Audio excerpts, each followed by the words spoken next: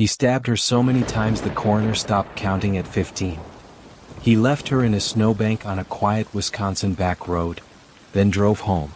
He grew older, got married, built a life. For 50 years, he woke up every morning believing he had gotten away with murder. Until one microscopic mistake, trapped inside a cheap winter hat, crawled out of an evidence box, and put an 84-year-old man in handcuffs. How do you solve a murder half a century later? Welcome back to the Darkroom Archives. Tonight, we're going to 1974. No smartphones. No DNA databases. Hitchhiking isn't a horror trope yet, it's just transportation. Mary Kathryn Schlais was 25 years old, a graduate student at the University of Minnesota, an artist, a traveler, the kind of person who made you feel slightly underachieving but in a wholesome way. On February 15, 1974, she needed to get from Minneapolis to Chicago for an art show.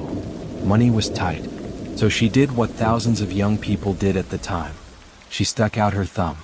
That afternoon, someone driving along a rural road in Dunn County, Wisconsin, noticed something in the snow near the intersection of 408th Avenue and 990th Street. At first it looked like discarded clothing. It wasn't. It was Mary. She was partially buried in a snowbank, stabbed roughly 15 times, chest, back, abdomen. She had defensive wounds on her hands. She fought. The road was isolated. No cameras. No witnesses nearby. Just snow, blood, tire tracks. And one small object lying nearby.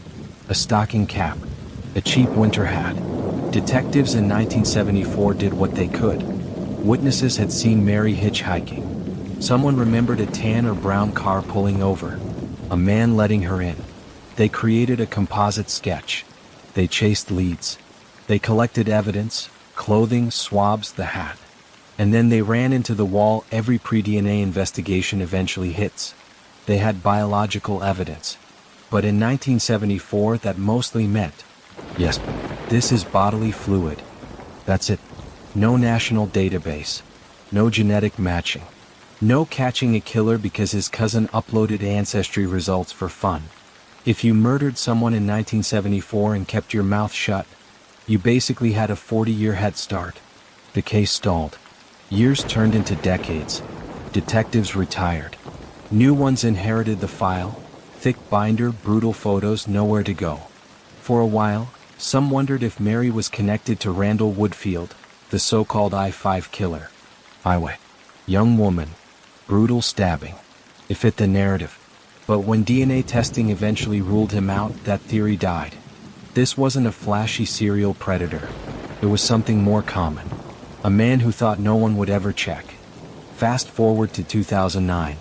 35 years after Mary was buried, investigators make a painful decision. They exhume her body. Because cold cases are cruel like that. If you didn't collect enough usable DNA the first time, you go back. With modern technology, they extract a stronger DNA profile. They run it through CODs. Nothing. Which means one thing. The killer had never been arrested for a crime serious enough to require DNA collection. He was living quietly, aging peacefully, somewhere. But that stocking cap? It was still sitting in evidence, and it was about to get loud. Enter something that sounds like science fiction but is very real. Investigative genetic genealogy.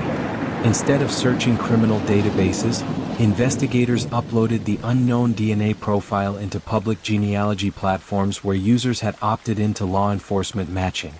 They didn't get a name. They got a distant relative, a second cousin. From there, genealogists built a family tree. Backwards, forwards. Who was the right age in 1974? Who lived near Wisconsin? Who fit? There was one complication.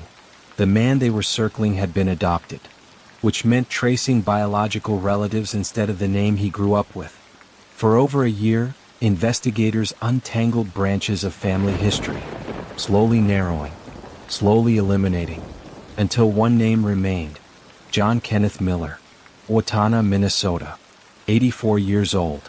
The genealogical confirmation landed on November 4, 2024. It would have been Mary's 76th birthday. 50 years after she died in the snow. Her case had a name. But genealogy alone isn't enough. You still need a direct DNA comparison. Investigators quietly obtained a sample from Miller. When the lab results came back, the answer wasn't ambiguous. It was him.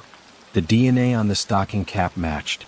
And here's the part that almost feels absurd. The hat was his. On November 7, 2024, John Kenneth Miller was arrested and charged with first-degree intentional homicide. When confronted, he didn't spin an elaborate mystery. He admitted it. He had picked Mary up while she was hitchhiking. He propositioned her for sex. She refused. He pulled out a knife he kept in his car. And he stabbed her. Then he drove away. No criminal mastermind. No serial killer mythology. Just an average man who believed no was an insult he needed to punish. For 50 years he built a normal life, while Mary's family built a life around a hole. In court, Miller entered a no-contest plea. The judge sentenced him to life in prison without parole. At 84, that's effectively a concrete countdown clock. He was ordered to pay around $2,200 in restitution, which feels like the legal system saying, "Here's a receipt for half a century of grief." Mary's family finally got to speak. They described her as brilliant, creative, adventurous, a person, not a file number. And here's what sticks with me. A $5 winter hat sat in a cardboard box for 50 years. It waited. Science caught up. And it testified. Genetic genealogy isn't magic. It raises real privacy questions. But for families like Mary's, it means something simple. A name. An answer. An old man in handcuffs who no longer gets to pretend it never happened. He thought he got away with it. He didn't. Not forever. This is the darkroom archives. If you believe cold cases deserve funding and attention, share this story. And if there's another case you want uncovered, leave it below. Stay curious, stay safe, and remember, some secrets don't stay buried.